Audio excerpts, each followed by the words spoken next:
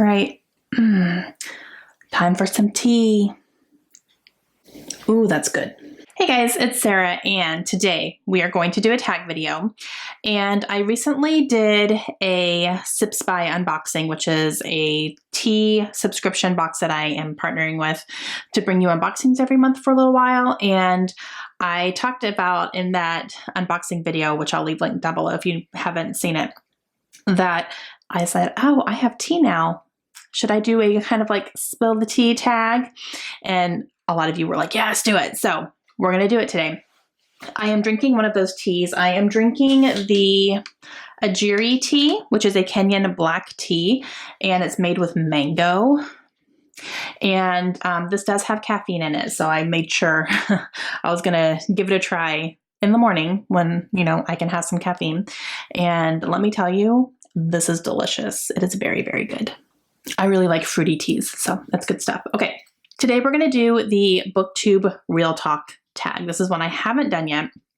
And this was created originally by Alyssa J. So I will leave her channel linked down below. I believe her channel name is Books with Alyssa J. So check her out. She's adorable.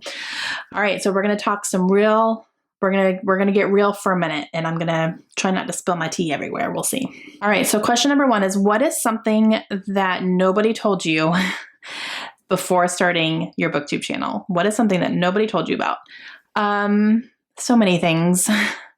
I mean, I could get into like the editing, the comments you're going to get, you know, putting yourself out there, all that stuff. But my big thing is nobody told me I was going to be held accountable for what I say. Yeah. If I say I'm going to read something and I don't read it, people are going to notice. They're going to notice and they're going to call you out on it, which is awesome. I mean, you're being held responsible for, you know, what you say and what you say you're going to do. But yeah, I wasn't prepared for all that. And most of it is guilt I put on myself. Let's be real. I put more guilt on myself or more pressure on myself than any of my subscribers ever do. But yeah, if you say it, then it's real and you got to do it. Question number two is, what is your opinion on the typical BookTube videos? So TBRs, wrap-ups, hauls, book reviews, all that stuff. And I really enjoy them. I think they're kind of the foundation of BookTube. You know, I want to see TBR videos because I want to see what people are excited to read. And I like the follow up with the wrap-ups. Some people have gotten more creative with their wrap-ups where, you know, they're doing reading vlogs instead of an official wrap-up, or they're just doing the wrap-ups in a different way. So, you know, sometimes they're doing weekly wrap-ups instead of monthly wrap-ups. And so that's cool, you know, to see some more creativity with that. I'm also seeing some creative ways of people doing TBRs. They're picking their TBRs in creative ways and playing games with it. And that's been a lot of fun to see too. Book reviews are interesting because publishers practically, like, they really want you to do a book review featuring this one book in one video. It all focuses on this book coming out at a certain time, and that's great. But those videos do not get many views. They don't, like, those are probably my lowest viewed videos on my channel because, you know, unless someone has read the book, they don't want to hear a whole lot about it ahead of time. And I always do spoiler-free reviews. I don't ever spoil anything, but I'm the same way. If I haven't read a book, I tend not to watch a review for it because I don't want to run the risk of spoiling it. So yeah, I don't know. It's interesting. It's interesting. But I do appreciate the creativity. I think that a lot of people are starting to come up with and kind of trying to present the same types of things in different ways. So I do like that. But they are, I mean, they're really the foundation of BookTube. Question number three is, what is an assumption you had about BookTube before you joined it, and did that prove correct or incorrect? I assumed that it would help me read more, and it absolutely, absolutely did. When I started BookTube, I was coming from reading an average of 50 or so books a year. And then probably 3 years in a row, it was getting less and less and less. And then 1 year, I think I only read 20 books in a year, which was like nothing for me. And I really found that I missed it. I really was craving reading books, and I was craving just like the escapism of it. And then I found BookTube. And my mind was blown, and I was like, oh my gosh.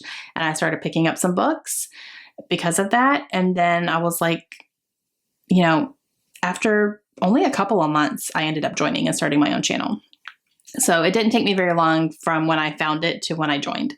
And yeah, it definitely helped. I ended up reading so many books that first year that I was on BookTube.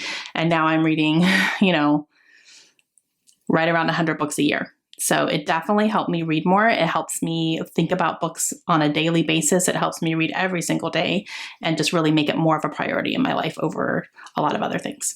Question number 4 is, what is something you have done that has helped you grow your channel? And I think doing projects helps because it takes your viewers along with you on a journey. It's not just one video and then it's done. You know, it's like a series of videos and they come back for more and they want to see what your progress is and they want to see what your updates are. I think a big one for me was my birthday reading project, where I took a year and I took 39 recommendations from my subscribers and I read them over a year, and I checked in with that and I did monthly videos on those and updated it and I kept it up. And I think that really helped people kind of keep coming back. I think Booklist Thursday also helps as well. And if Lindsay or I get new subscribers and then we post a Booklist Thursday, we both notice that our numbers go up by a little bit because we're mentioning each other and sending people to the other one's channel. So I think that helps as well. So collaborations, I think, can help. And yeah, I think that's just the big thing. And just one thing I really like to do is if I start a project or I say I'm going to do this or I'm going to read these types of books, I like to do a follow-up, and I like to be hold myself accountable for that. Accountability. Again, we're going back to question number 1, but you know, I like to do the follow-up. I like to do the follow-through and keep people updated on what's happening with the stuff like that. Okay, question number 5. What is a common mistake you see new booktubers doing, or what is a mistake that you made in the past? Oh gosh, I've probably made a ton of mistakes. But something that I don't like seeing, not even new booktubers, but like bigger booktubers, well, something I don't like seeing is apologizing or disclaimers. You know, a lot of people, when they do unhauls, they will say, I'm sorry if I'm about to unhaul your favorite book. It's nothing personal, blah, blah, blah. That should be a given. I don't do disclaimers here. If I didn't like a book or I'm getting rid of a book for whatever reason, that's my choice. It has nothing to do with anybody else. And I'm not going to apologize for it. I'm not going to say, you know, if this is your favorite book, I'm sorry, I just didn't like it. Because I'm not sorry that I didn't like it. That was my personal opinion. You have every right to your own opinion, and I don't expect you to apologize to me about it. You know what I mean? If someone doesn't like Harry Potter, I'm not expecting an apology for it. Like, if you don't like it, you don't like it. That's fine. I just don't feel like we should ever apologize for the way that we feel about something, you know? So that's why I don't do disclaimers on mine. And I feel like that should be a given. And, you know, if someone takes it personally, there's really nothing I'm going to be able to do about that regardless. So apologizing for it ahead of time is probably not going to help anyway. So yeah, no, I don't do that. And I also don't like when people apologize for how they look or their backgrounds or whatever. Just, I'm not here for your background. I'm not here for how your hair looks today. I'm here for you. I'm here for your content.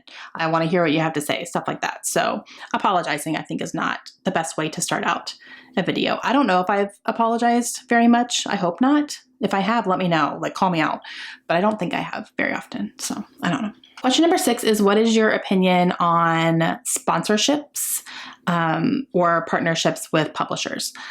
I think it's great. I think it's a good way for publishers to get their books talked about more and, you know, to kind of get the word out surrounding an upcoming release. I think it's a great platform for publishers to use. It's also great for people, you know, who, if they're going to push a book, it's because they really want to read them for the most part.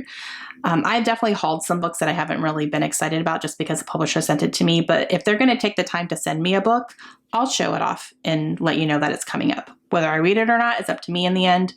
But I'll at least like do the courtesy up to the publisher to let you know that it's coming out. So if it's something you're interested in, then you have that information. And if not, then you can disregard it. But I think working with publishers is a great opportunity for both reviewers and for the publisher. I think that it's just great advertising for them. And it gives us the opportunity to read books ahead of time, to read books that we're really excited about. And yeah, I like it. Paid partnerships, do I love it? I don't know. I've never had one. So, yeah, I do have a problem with people pushing a book so hard that they haven't read yet. And I'm like, but you haven't read it, so you don't really know how you feel about it. Maybe if it's part of a series that they already love, okay, sure, you're probably going to love that one too. But I have seen a few videos that were, you know, like, hey, this book is coming out. I'm going to tell you all about it and encourage you all to pick it up, but you haven't read it. So would you encourage me to pick it up? Maybe not. Maybe you read it and it's like a 2-star read for you. Who knows? So I don't know. I guess it's a little bit up and down with the paid thing because they're getting paid to do that video. I've never experienced it though. So I've only had publishers send me books and they ask for an honest review from me. So I don't know. I guess there's probably good and bad to all of it, like there is to everything.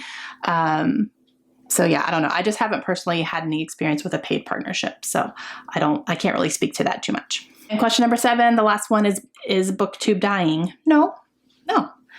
I'm finding new BookTubers all the time. People wanting to join, people wanting to get into part of the conversation, all that stuff. So no, I don't think it's dying. I think it's thriving, actually. There have been a few bigger BookTubers who have not been making as many videos because some of them are publishing their own books. You know, Christine Riccio just published a book, so she hasn't been making a ton of videos, I don't think. Sasha Alsberg has published her second book recently, and she's writing another one, so she hasn't been making as many videos, I would think, as, you know, before. Catty-tastic hasn't been making a lot of videos either. So I think some of the bigger booktubers are just kind of moving on to other things and seeing other things, but they're still occasionally making videos and posting some things.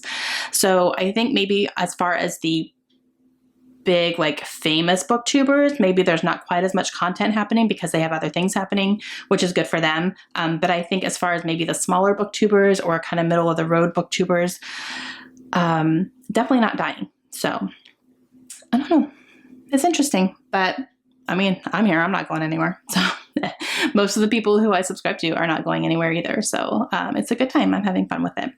And that's the tag. So I'm not going to tag anyone because I think a lot of people have already done this tag. It's kind of an older one, or it's been like in the past few months, a lot of people have been doing it. So, but yeah, but that's my tea. That's my tea. This mug, by the way, I'm probably going to get a lot of comments because every time I show it in anything, I get a lot of comments, but it is a library mug tea and it is from Out of Print. So I'll leave a link down below to it if you guys are interested, but they have this color and they have a few other colors. I think there's at least red and blue as well, but I got this for Christmas from my mom. So it's awesome. All right, that's it for me today. Let me know what you think of my answers. Kindly. Use your words kindly. And yeah, I will talk to you guys again soon. Hope you have a great day. Bye.